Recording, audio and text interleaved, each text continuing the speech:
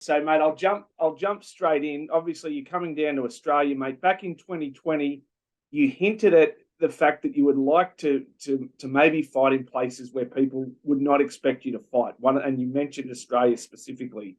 Is it too late, mate, for this to happen at this point in your career? Are we too late to get a Jon Jones headliner in Australia? Well, I'm not really planning on having too many more big fights. So I would say, yeah, I think we're pretty close to too late. Maybe if Tai Tuivasa would have kept on having success, that would have been a great fight to have out there. But as of right now, I don't really know what opponent would make the most sense out there.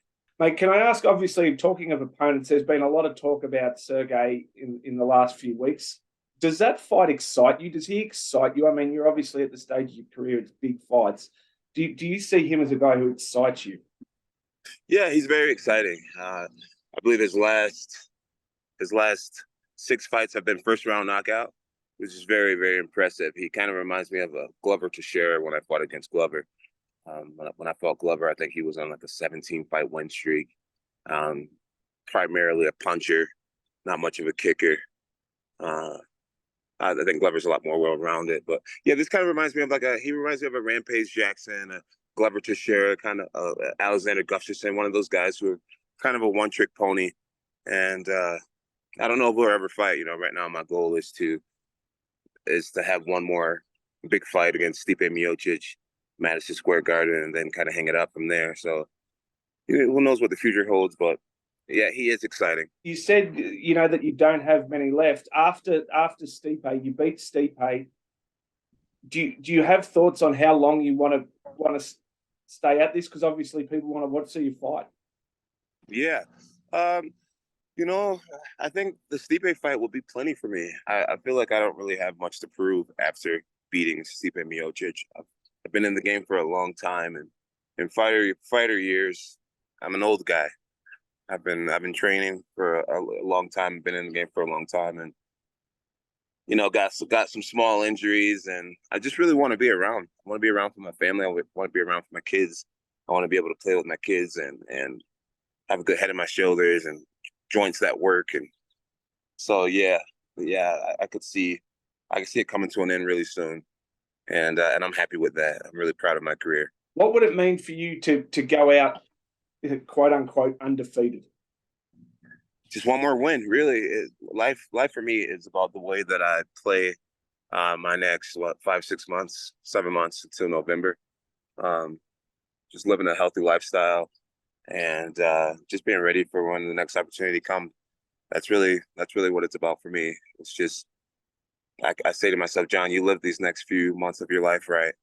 You eat healthy, you train hard, you stay focused on your goal, and you can live the rest of your life as a champion. And so stay focused until November, and then I can just focus on being a dad after that. Can I ask, does, obviously you took the number one pound for pound spot from Yeah. Volk.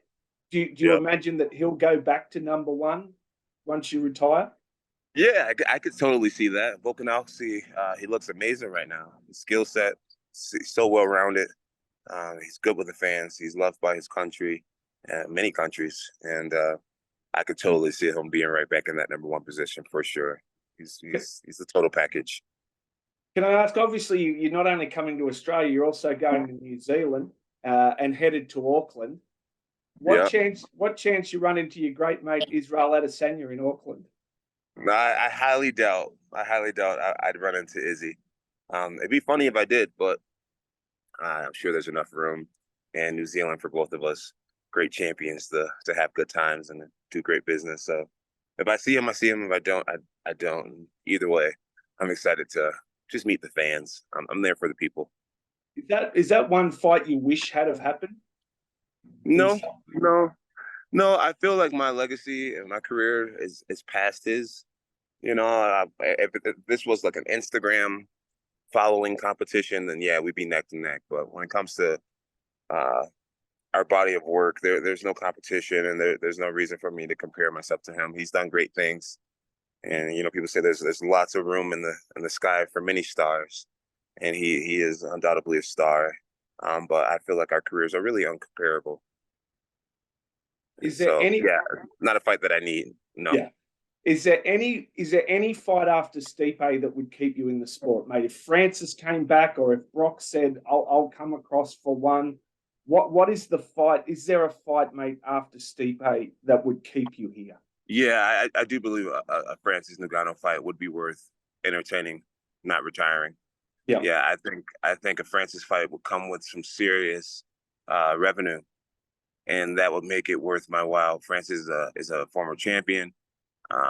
He's pretty damn popular here in America and across the world. He's very well known, and it would bring in a lot of money. And for that, I would be willing to come back. You know, everyone's talking about Sergey. I look at Sergey as just a huge challenge, but no one knows who he is. yeah, On the grand scheme of things, no one knows who he is. I think Luke Thomas said it best. He was saying that high risk, very low reward, where you could fight a guy like Francis Ngannou and get the whole world talking. It'd be worth the risk. It'd be worth the money. It'd be worth all of it. So who knows? Maybe the UFC will come with the right numbers and we can make this Sergey thing happen. But as of right now, I got all like, all the accolades, nothing really to prove. And yeah, I think a Francis fight would get me really excited to maybe keep going. And can I ask, obviously, mate, about the tour? What can Aussie fans expect? What are you going to bring? Talk us through the Jon Jones experience. What's going to happen? Yeah, the tour is just going to be awesome. One of my favorite things about being a professional athlete or being a famous person is meet and greets. It's my absolute favorite moment when I get to meet people from around the world or just around the country and see that and feel that enthusiasm. It's one of my absolute favorite things. And so it's been probably close to 10 years since I've been in Australia. I want to meet a lot of people who's never seen me before. And I can already anticipate the energy that I'm going to get from them and that I'm going to give to them. So that's just going to be really cool. And then being able to teach, I started my own program just close to 3 years ago now. And I've been teaching a lot of classes myself. And I feel more close to martial arts than I ever have before. So I feel like I have a lot to teach as well. So the meet and greets are going to be really, really memorable for not only myself, but everyone. And me being able to teach and show what I love is just like what got me most excited. So yeah, it's just going to be a great, great time. All right, Make Jon. sure you're there. Mate, thank you so much. And we look forward to catching up with you when you're in Sydney, mate. Thanks so much. Hey, thank you so much. Take care. That was fun. You too.